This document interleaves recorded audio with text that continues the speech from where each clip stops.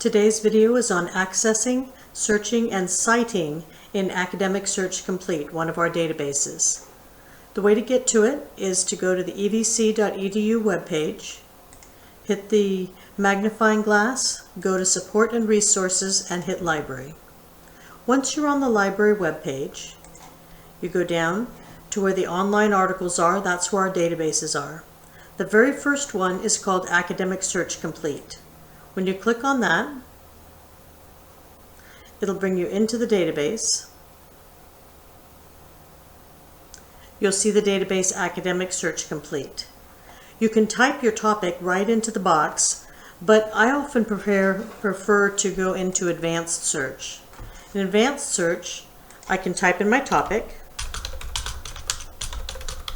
Loneliness College, and right away, if I go down, I can start filtering my results. I only want full text, for example.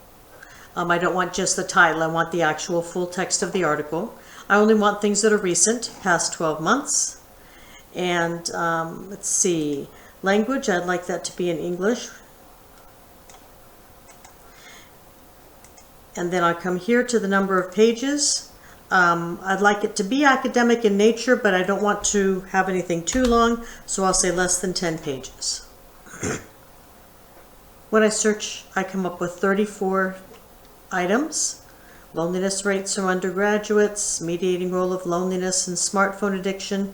Okay, if I find one I like, it'll say Access Options. I click on that and it gives me either the option of the full text, which is only the text, or the PDF. Always choose the PDF if you have a chance.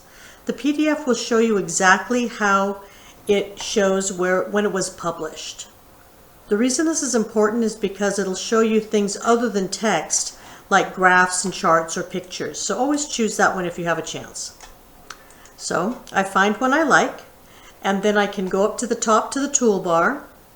I can share it, which means to email it to myself or to share it to my Google Docs. I can download it or print it. But what I can also do is cite it. I hit Cite. I go down to MLA. That's the format we're using and that you'll use for many of your classes at EVC. Then I take this, I cut and paste it, and I put it into my Word or Google Docs. All right, that's how to use Academic Search Complete.